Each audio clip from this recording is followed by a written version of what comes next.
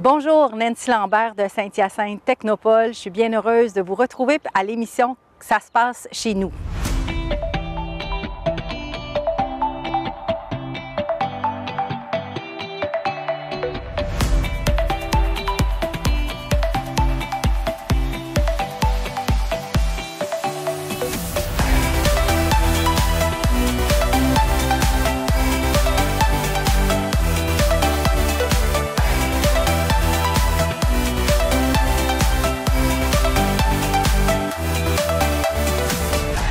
Nous sommes aujourd'hui au vignoble Château-Fontaine. Tout a débuté par une passion de la viticulture de la famille Fontaine en 2001. Depuis 2006, le vignoble est accessible au public. Donc, on peut y visiter le vignoble sur réservation.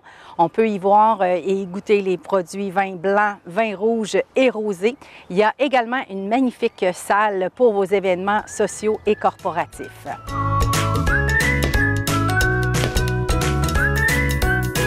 En 2022, à Saint-Hyacinthe et sa région, on cultive le plaisir et c'est une invitation à vous aussi, visiteurs et résidents à proximité de Saint-Hyacinthe, de venir cultiver le plaisir avec nous. Donc, comment le faire? Bien, différentes façons, en pratiquant l'une de nos 40 activités proposées dans la région. Par exemple, vous pouvez vous rendre au jardin Daniela Séguin, un jardin où on retrouve 20 jardins thématiques. D'ailleurs, cette année, en nouveauté, la saison sera prolongée. Donc, vous pourrez vous y rendre jusqu'en octobre et 3 week-ends spéciaux là, pour célébrer l'Halloween. Il y a aussi le site naturel de Chouette à voir où vous pouvez voir des présentations d'oiseaux de proie en vol, des sentiers également pédestres où vous pouvez admirer des volières de réhabilitation. Vous pouvez également enfourcher votre vélo pour parcourir les différents parcours qui vous sont proposés dans la grande région de Saint-Hyacinthe, jouer au golf, louer une embarcation pour emprunter la rivière Yamaska. Donc, tout autant de façons de pratiquer le plaisir à Saint-Hyacinthe.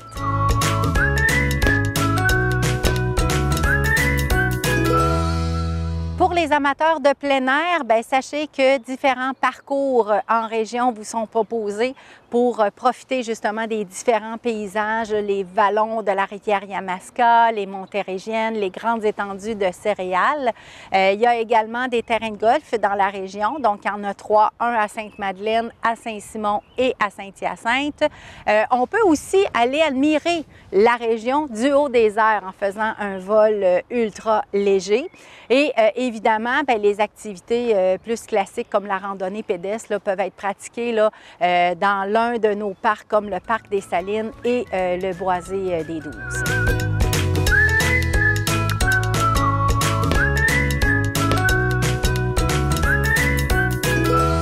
On vous invite également à faire un arrêt au centre-ville de Saint-Hyacinthe où vous pourrez entre autres retrouver un marché plus que centenaire ayant conservé sa vocation originale et tout au courant de l'été, des producteurs de la région viennent y vendre fruits et légumes. Vous retrouverez également là, les samedis gourmands, les samedis culturels, donc il y a vraiment de l'animation autour du marché. Mais sachez également que la rue des Cascades, la plus vieille artère commerciale de la ville, vous propose des restaurants, des bistrots, des bars, des terrasses, et aussi des commerçants spécialisés qu'on vous invite à aller rencontrer.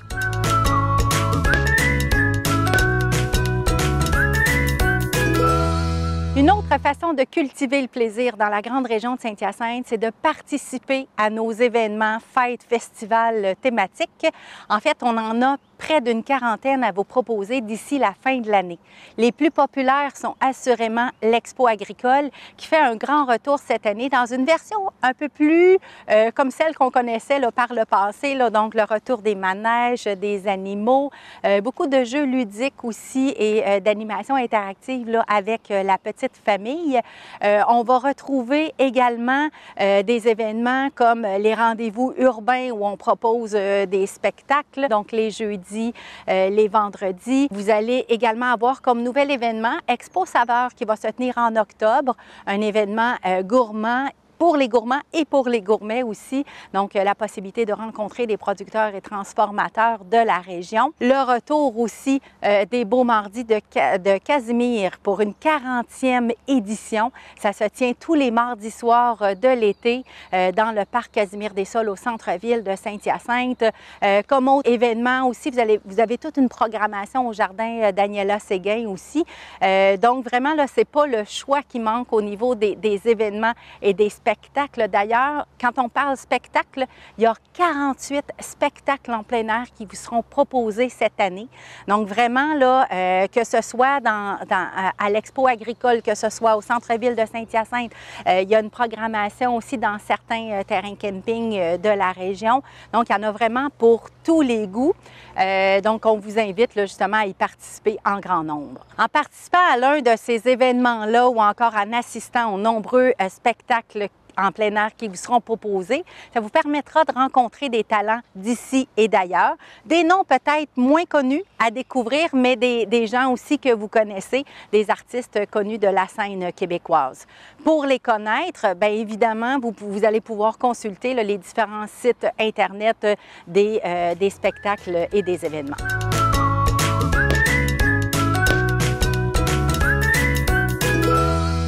Une autre façon qu'on vous propose de cultiver le plaisir dans notre région, c'est de partir à la rencontre de nos producteurs transformateurs. Saviez-vous qu'on en a 42 d'accessibles au public sur notre territoire? Donc, que vous soyez à la recherche d'un kiosque à la ferme, que vous aimiez faire de l'autocueillette ou encore que vous aimiez découvrir les petites boutiques gourmandes, bien, les producteurs transformateurs sont là pour vous accueillir. Parmi les exemples de produits que vous pourrez cueillir, bien évidemment, les fraises, les framboises, les cabrises. Il y a les légumes aussi qui vont s'ajouter un peu plus tard. Et à l'automne, bien, c'est toute la famille des curcubitacées, donc les citrouilles qui vont pouvoir, où vous allez pouvoir vous rendre en famille là, pour faire de l'autocueillette. Dans les produits transformés, bien, comme aujourd'hui on est dans un vignoble, bien, on en a 2 vignobles dans la région. On a quelques microbrasseries aussi, dont certaines offrent des visites commentées.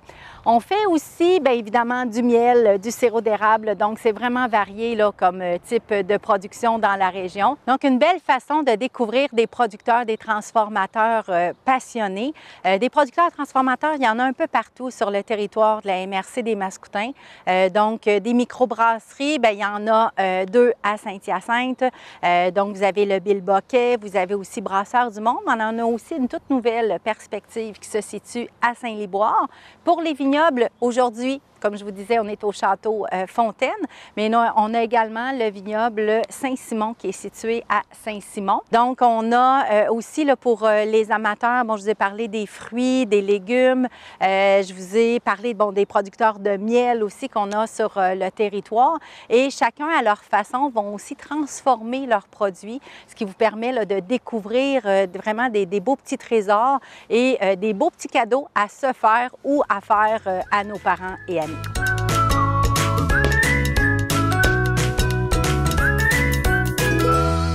Donc, quelques nouveautés à surveiller cette année à Saint-Hyacinthe et dans sa région. Mais en fait, il y a le Centre d'histoire qui va proposer des circuits commentés pédestres au centre-ville de Saint-Hyacinthe de la mi-juin à la mi-septembre. Donc, ce seront des circuits commentés gratuits d'une durée d'environ 1h30 qui seront animés par un guide costumé. Et l'idée, c'est de vous faire découvrir l'histoire du centre-ville de Saint-Hyacinthe. Donc, vraiment une belle activité là, à mettre à l'agenda. Une autre nouveauté, ce sera des circuits agrotouristiques. Donc, une façon de découvrir certains de nos producteurs transformateurs, mais de façon interactive. Donc d'en savoir un peu plus sur qui ils sont, leur histoire, leurs petits secrets aussi, mais aussi leurs produits chouchous. L'autre nouveauté, c'est Expo Saveurs que je vous ai parlé un petit peu plus tôt lors de l'émission. Donc, un nouvel événement gourmand qui va se tenir du 6 au 9 octobre prochain. On a plusieurs grands retours que je vous ai, dont j'ai parlé là, tout au long de la capsule. Donc, je vous parlais de l'Expo agricole qui revient sous une formule un peu plus connue pour tous. Les rendez-vous urbains, des spectacles en plein air au centre-ville de Saint-Hyacinthe dans différentes rues. Les Beaux Mardis de Casimir aussi, spectacles en plein air qui se tiennent dans le parc Casimir des Sols. Et évidemment, là, des horaires prolongés pour beaucoup d'attraits, des nouvelles offres aussi au niveau des activités, là, considérant qu'on a moins de contraintes cette année que les 2 derniers étés. Donc, nos partenaires touristiques sont fin prêts à vous accueillir cet été pour vous faire découvrir notre belle région.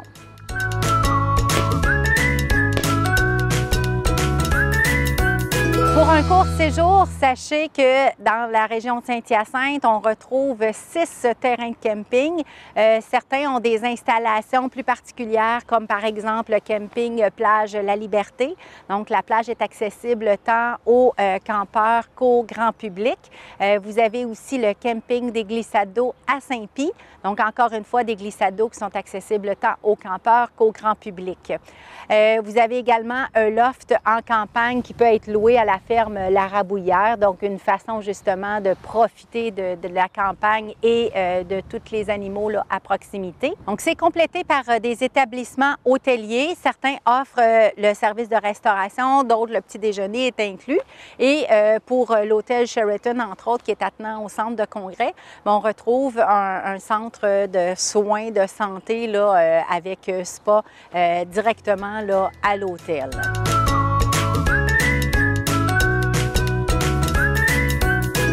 Lors de votre passage dans la région, on vous invite à vous rendre au Bureau d'information touristique de Saint-Hyacinthe, ici STH. Il est situé dans le centre de congrès de Saint-Hyacinthe. En plus d'y obtenir des conseils sur les activités, les événements et les services disponibles dans la région, vous pourrez y voir une micro-exposition sur Saint-Hyacinthe Technopole. Donc, c'est quoi une technopole en agroalimentaire? Et aussi, il y a une boutique de produits de la région, donc une 50aine de produits provenant de 10 producteurs transformateurs de la région. Donc, une façon d'avoir une vitrine sur ce qui est réalisé dans la grande région de Saint-Hyacinthe. Pour connaître l'actualité touristique, suivez-nous sur Instagram et sur Facebook au Tourisme Saint-Hyacinthe ou encore consultez notre site Internet tourismesth.ca. Sur ce, je vous souhaite de belles découvertes à Saint-Hyacinthe et sa région et on vous invite à venir cultiver le plaisir.